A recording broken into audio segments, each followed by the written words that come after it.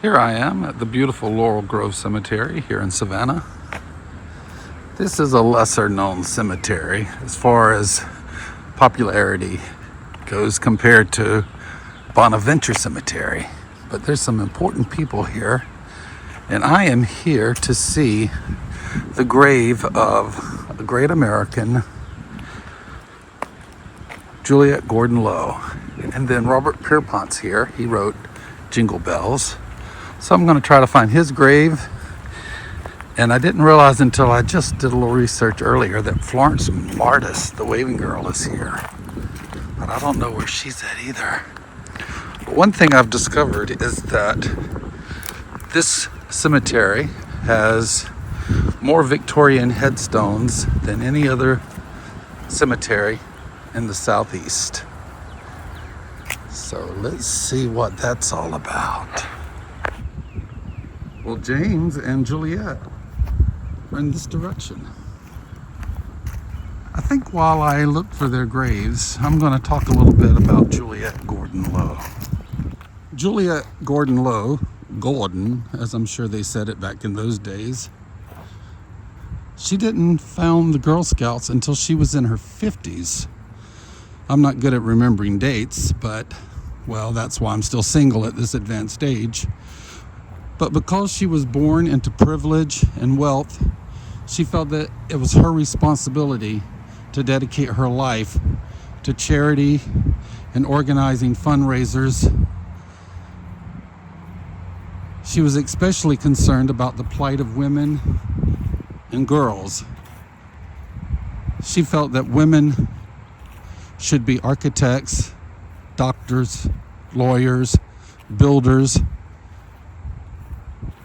serve in the military. Women should do anything and everything that a man can do. Very far-sighted woman. She could have used her position in life to sit around and have mint juleps and carriage rides. But she wanted to show the world that a woman can do and be anything they wanted to be. She flew in a plane just 8 years after planes were invented, something still very much considered dangerous at that time, especially for a woman. Excuse me, ma'am, I hate to bother you while you're working on your tablet, but do you know where the grave of James Pierpont is? She believed that women should learn the same exact skills that men learn, because she herself, as a divorced woman, knows that a woman could find herself on her own very easily, unable to take care of herself. And she felt that it was just important for girls, as it is for boys, to learn life skills. She was completely deaf in one ear and hard of hearing, as they called it in those days, in the other ear. So basically, she was deaf. But she used it to her advantage. She was always looking for people to volunteer for different organizations and charitable events. So she would ask people, oh, we need you to cater or do this for an event that's happening next week. And we appreciate you doing it. And whenever the person would say, oh, well, I can't do that. I've got other things I've got planned. She would always say, well, thank you so much. We'll see you then. Bye-bye. And then she would leave, leaving the person no choice but to show up for their assigned duty. In addition to her deafness, she was also dyslexic. The woman couldn't read her way out of a wet paper bag. But yet she was brilliant, well-educated, beautifully spoken, great artist, a wonderful human being. She had everything going for her that anyone could want. Yet still, she longed to leave an important mark on the world that wasn't selfish, but for the good of other people. I'm definitely not an expert on Juliette Gordon Lowe, but things I've read and heard are very fascinating, and they've kind of stayed with me. It was while she was in London doing charitable work for what they had there called the Girls Guides, which was similar to the Boy Scouts. She said, this is what we need in the United States. So she sailed back to Savannah and said, I'm going to start the first Girls Guide here in the little carriage house behind the Lowe Mansion that I think she had won in a custody battle. Not custody, she had no children. Won it in a divorce battle. I'm not sure how she claimed the Lowe house. Like I said, she's a very storied woman. You just have to do a lot of research if you find this interesting. But the Lowe Mansion still is a magnificent mansion that sits on Lafayette Square in Savannah, across from the very beautiful St. John the Baptist Basilica Cathedral. That's a mouthful. And it was in the carriage house behind the Lowe house that she had the first Girl Scouts of America meeting in 1912. But at the time it was called the Girl Guides of the United States. It took off. Troops were signing up and forming their own Girl Scouts throughout America within the next years. I think by the 1930s, there was 70,000 Girl Scouts in America. Of course, there's like 4 million.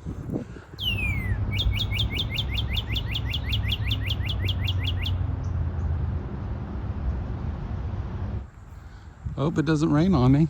Well, anyway, after the success, very early on, the success of the Girls Guides was so huge that she said, stop it right here.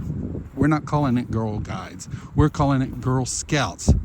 Oh, no, Scouts, those are boys. You can't call girls Scouts. That's wrong. That's horrible. That goes against God. Everything about it is wrong. Only boys can be Scouts. And she said, no. They're not learning to preserve pickles and learning how to crochet. They're learning to identify insects. They're learning first aid. They're learning how to survive on their own. They are scouts, just as equally as any boy is a scout. And she officially named her organization Girl Scouts of the United States of America. I should have been here last week when the azaleas were out in full force. Now they're on the spent side. But it's still beautiful here, isn't it? Well, I recognize this name, Guggenheimer. Simon Guggenheimer. Now, I wonder if he's associated with the beautiful historic Guggenheimer building downtown on Bay Street. I mean, that name isn't exactly Jones, so I'm sure he is associated with the Guggenheimer building, which is now a fancy hotel. When I was a kid, it was a grocery store called the Bargain Corner. Juliette lived another 10 years or so after the Girl Scouts was founded, and she remained president of the Girl Scouts throughout the end of her life when she was suffering from breast cancer, never complaining, never missing a beat. I think there's a Hallmark movie, little cutesy Hallmark style movie that's about her life. And then, of course, documentaries. I think a major motion picture about her life would be appropriate, showing the whole grittiness of who she was and what she did and what she believed in. 2 little baby graves. Maybe they were twins that died at birth. It's sad to think of the lives that people led back in those days. Everything wasn't so great and wonderful as people want to think. Wow, these azaleas died fast. They are just completely gone. They were just here last week in full bloom. Look at that.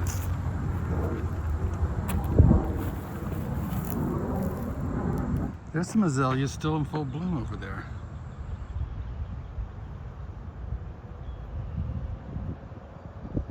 Alrighty, Juliette Gordon Lowe, her resting place is in this direction. You know, millions of Girl Scouts flock to Savannah every year, flocking and flopping around like a bunch of seagulls on a beach. They come to Savannah to visit the headquarters of the Girl Scouts of America, which is located in her childhood home and birthplace. Beautiful mansion downtown Savannah at the corner of Bull and Oglethorpe Avenue. I'll insert a video here. Her home looked out over the beautiful, magnificent boulevard of Oglethorpe Avenue. I think the souls are arriving forth out of that tomb. Look at them, having to prop it up. Here she is. I recognize it from being here before. Wow. Juliette Gordon Lowe.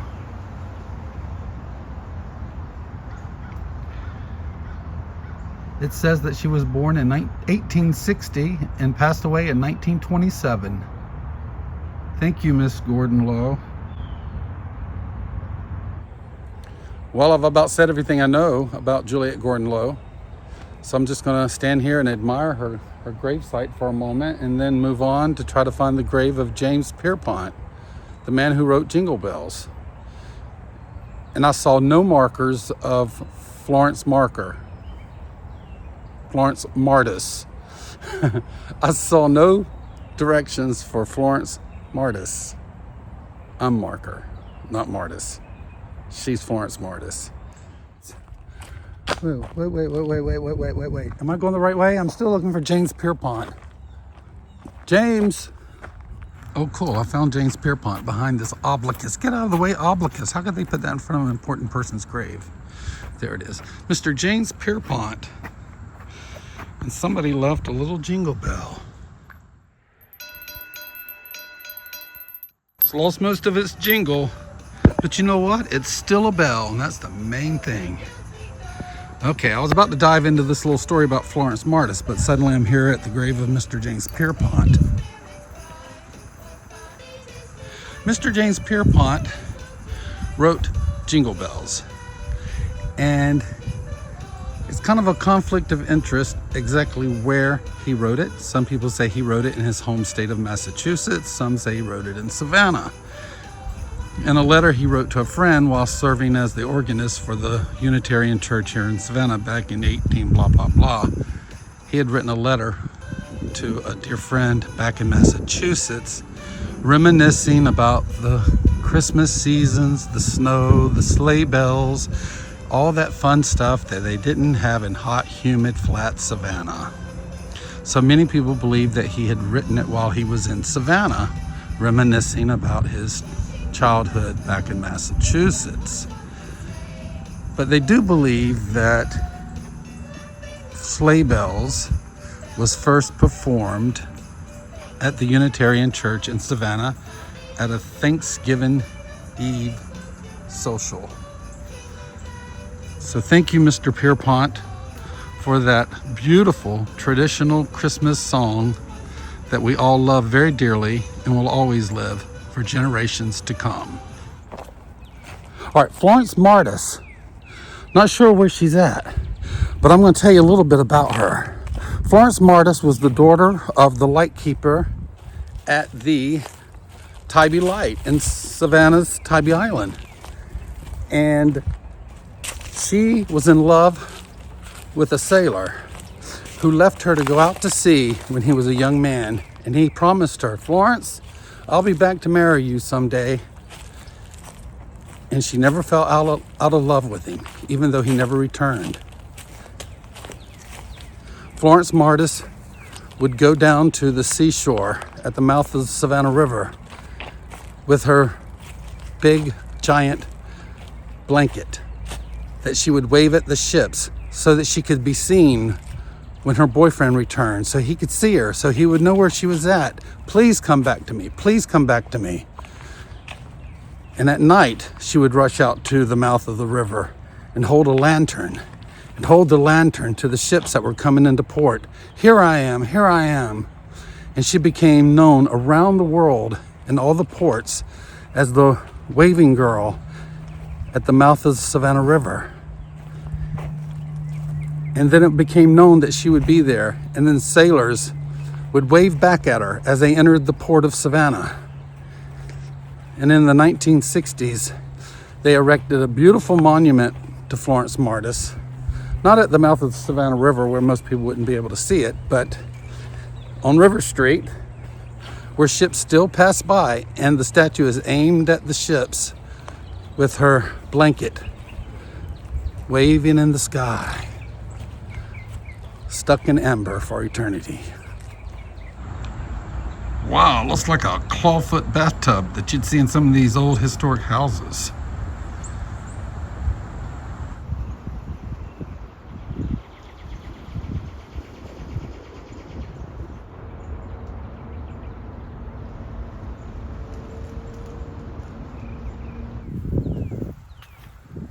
They need a new roof on this house. Here's a little baby named Laura. Only a few years before me. Same birth month too.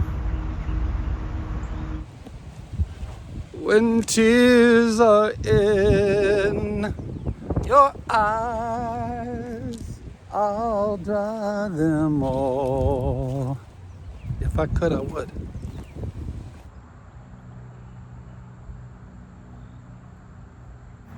Here's another azalea that's still in bloom.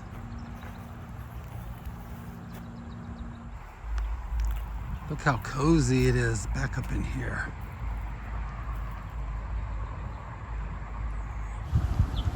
Alrighty, here is the burial place of the Martus family. Florence's father was the lightkeeper, and when he passed away, she and her brother became the lightkeepers, and she became a very important maritime figure for greeting sailors as they came into port.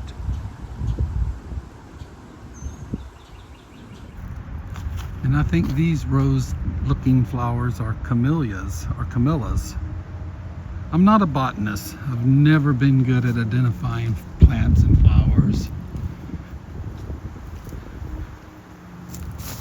But before they had names, they were just beautiful. And that's the main thing, is that you appreciate the beauty.